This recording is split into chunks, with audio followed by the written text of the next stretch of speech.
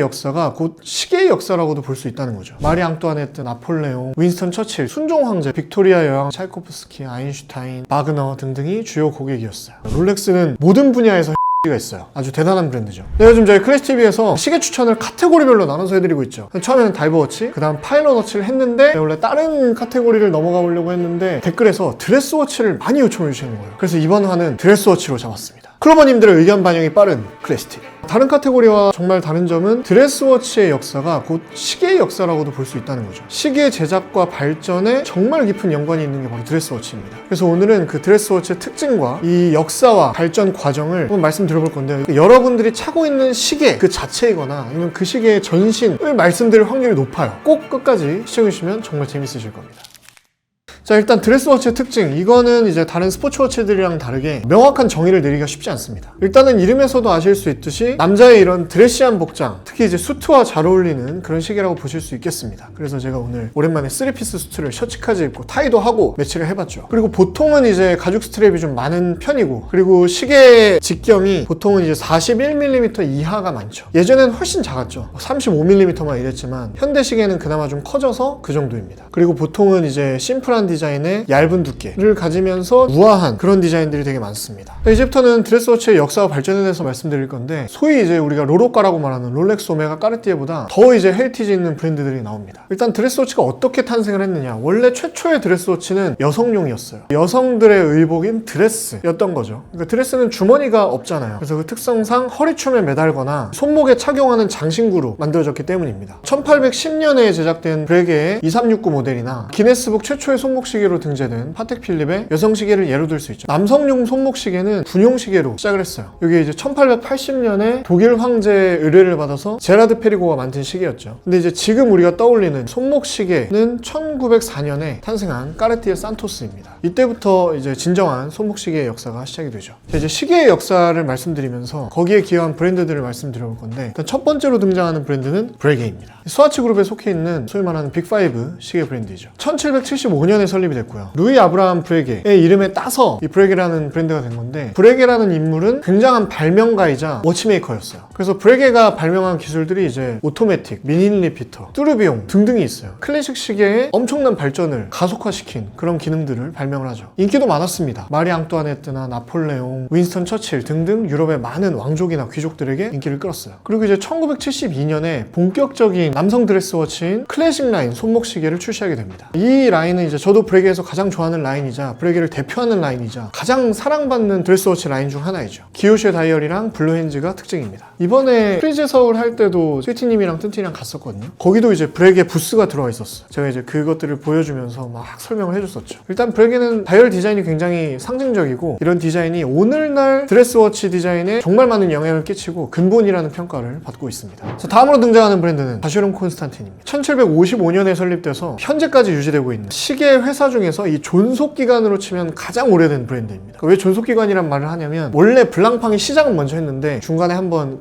망해가지고 바쉐론 콘스탄틴이 그 타이틀을 가져갔어요. 그래서 사실 이제 바쉐론 콘스탄틴의 역사 자체는 브레게보다 오래됐는데, 현대 드레스워치라고 하면 가장 상징적인 브랜드가 브레게여서 브레게를 먼저 말씀드린 점 참고 부탁드리겠습니다. 자, 1770년에 최초의 컴플리케이션 시계를 제작을 하게 되는데요. 시간도 볼 수 있고 요일도 볼 수 있고 굉장한 컬렉션을 제작을 하게 되죠. 마찬가지로 여러 왕실과 유명인들이 주요 고객이었고, 우리나라 역사에서 좀 재밌는 부분은 순종 황제가 가장 아꼈던 회중시계를 바쉐론 콘스탄틴에서 제작을 했습니다. 그래서 그 시계를 보시면 이화문의 문양이 각인되어 있어요. 그리고 이제 바쉐론 콘스탄틴은 제네바산 시계들의 품질을 보증하는 제네바실 인증을 받았습니다. 인증 받기가 되게 힘들어요. 예를 들면 브레게나 블랑팡, 오메가, 예거르클트르도 못 받았거든요. 그리고 1943년에는 4293이라는 시계를 출시를 하게 되는데, 이게 이제 바쉐론 콘스탄틴의 상징적인 디자인과 기술력의 완벽한 조화를 보여주는 모델이라는 평을 받습니다. 미닌 리피터, 문페이지, 트리플 캘린더까지 다 들어가 있거든요. 그리고 이제 1957년에는 미니멀 미학의 정수를 보여주는 패트리모니의 전신 레퍼런스 6187 모델을 출시합니다. 이게 이제 굉장히 절제된 디자인과 우아한 실루엣, 슬림한 베젤, 깔끔한 라운드 케이스, 그리고 곡선형 아워마커가 굉장히 인상적인 모델이었어요.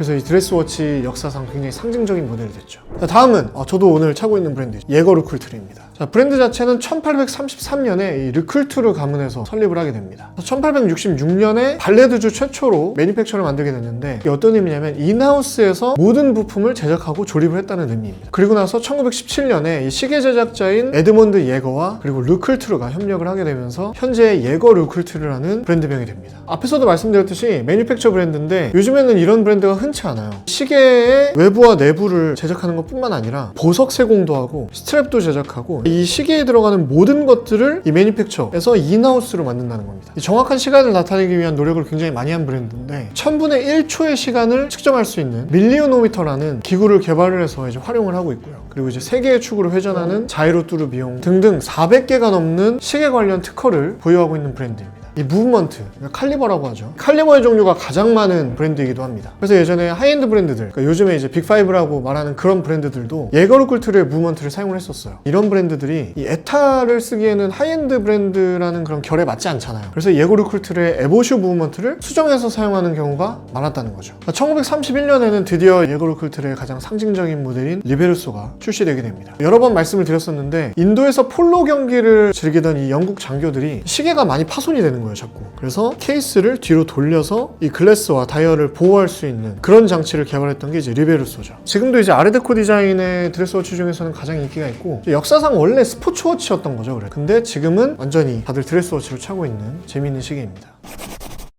다음으로 등장하는 브랜드는 파텍 필립입니다. 파텍 필립은 1839년에 설립이 됐는데요. 원래는 파텍 차팩 상회로 출발을 했어요. 그리고 1845년에 이 필립은 크라운으로 시간을 조정할 수 있는 와인딩을 발명했는데 이게 지금은 되게 당연한 건데 당시에 얼마나 혁신적이었냐면 원래 그때는 열쇠를 넣고 돌려서 태엽을 감았었단 말이죠. 근데 이제 크라운으로 그게 되게 만들었다는 거예요. 이 기술이 현대까지 쓰이고 있죠. 그리고 1851년에 이제 파텍과 필립이 의기투합해서 이제 파텍 필립을 설립을 하게 됩니다. 마찬가지로 빅토리아 여왕이라든지 차이코프스키, 아인슈타인, 바그너 등등이 주요 고객이었어요. 1925년에 이렇게 빠른 때에 이제 최초로 퍼페추얼 캘린더가 장착된 손목시계를 출시했습니다. 이런 엄청난 헤리티지와 기술력으로 아까 말씀드린 그 제네바 실을 파텍 필립도 받았는데 우리는 좀 더 높은 스탠다드가 필요하다 해서 만든 게 PP실이에요. 파텍 필립 실. 그러니까 자체적으로 그런 걸 만든 거예요. 그러니까 얼마나 품질에 진심이었는지를 알 수 있는 부분이죠. 그리고 이제 1932년에 이제 드레스워치 역사에서 어찌 보면 가장 중요한 모델이 나옵니다. 레퍼런스 96 칼라트라바가 출시돼요.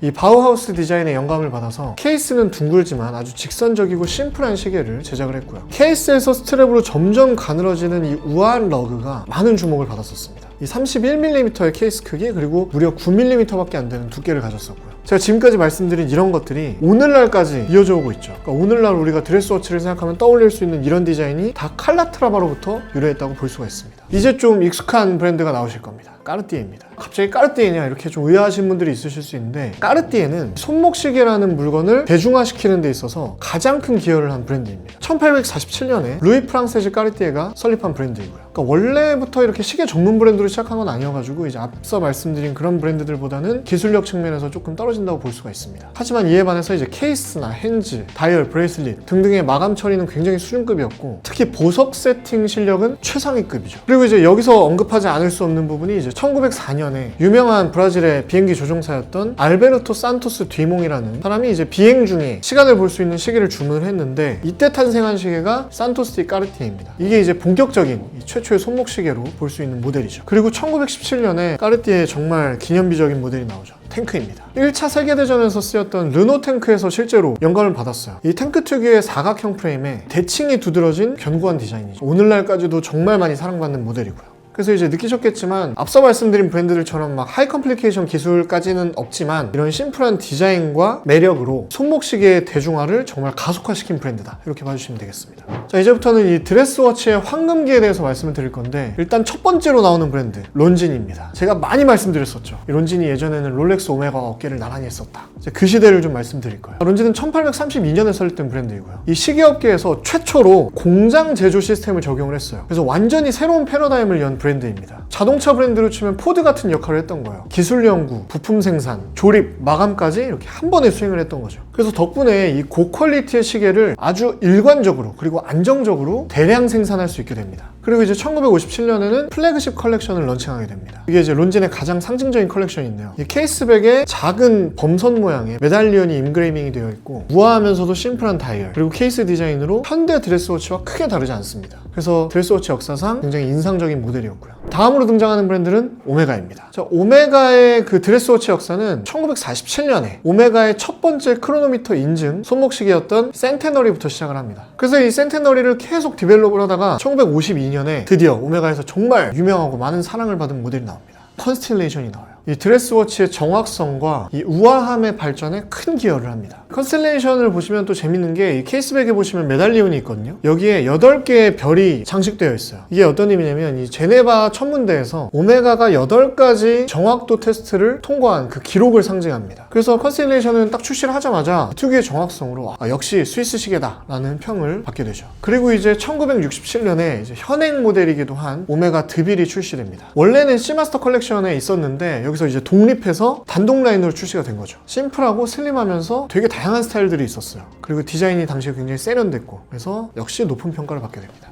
자, 마지막으로 말씀드릴 브랜드, 드디어 롤렉스입니다. 말씀드렸죠. 롤렉스는 모든 분야에서 헤리티지가 있어요. 아주 대단한 브랜드죠. 1945년에 이제 롤렉스 데이트저스트가 출시가 됐는데, 데이트저스트 디자인을 드레스워치로 보는 게 맞냐라는 그런 논쟁이 있죠. 그러니까 디자인을 봤을 때 조금 스포티하긴 한데, 여기에 넣은 이유는 그래도 처음부터 드레스워치로 사용이 되긴 했었습니다. 그래서 드레스워치로 분류하는 게 맞다고 판단했어요. 원래는 롤렉스의 40주년을 기념하기 위해서 설계된 시계인데, 또 이제 역사상 한 획을 그은 게 이제 최초로 자동 날짜 표시 기능을 갖춘 손목시계 중 하나라는 거죠. 퀵 체인지가 가능한 데이트 창을 3시 방향에 표시하고 있고요. 처음에는 진짜 골드로만 생산이 됐었어요. 그래서 정말 그냥 부의 상징이었던 거죠. 당시에도 높은 지위의 상징이었고. 근데 이제 기술적으로 봤을 때도 이미 이제 다이버워치 편에서 말씀드렸던 오이스터 케이스로 방수 기능은 증명된 상태였고, 이때부터 계속 이제 지속적인 케이스와 무브먼트의 혁신, 새로운 베젤, 브레이슬릿 디자인 개발 등등을 통해서 현대에도 여전히 고급 시계 시장에서 아주 중요한 위치를 차지하고 있는 모델입니다.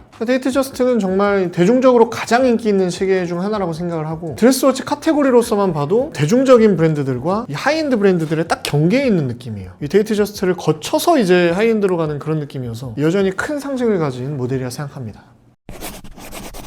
네, 지금까지 이제 드레스워치의 역사와 거기에 이제 큰 영향을 준 그런 브랜드와 제품들에 대해서 말씀드렸는데, 이 드레스워치는 한때 이제 스포츠워치가 유행을 하긴 했었지만 꾸준히 사랑을 받는 것 같아요. 이번에도 이제 말씀드렸듯이 댓글 요청들이 많아서 진행을 한 컨텐츠인데, 특히 나이가 들면 들수록 아무래도 좀 포멀한 옷을 더 많이 입게 되잖아요. 저도 더 많이 찾게 되는 카테고리가 아닌가 싶습니다. 그래서 그 가치가 계속 존속되지 않을까 생각이 들어요. 자, 그래서 어떤 드레스워치를 사야 하느냐 고민이 또 되시죠? 그래서 저희 다음 편에서는 이 현대의 대표적인 드레스워치들을 가격대별로 마찬가지로 추천드리도록 하겠습니다. 자, 그럼 저는 다음 영상에서 찾아뵙도록 할게요. Always be blessed.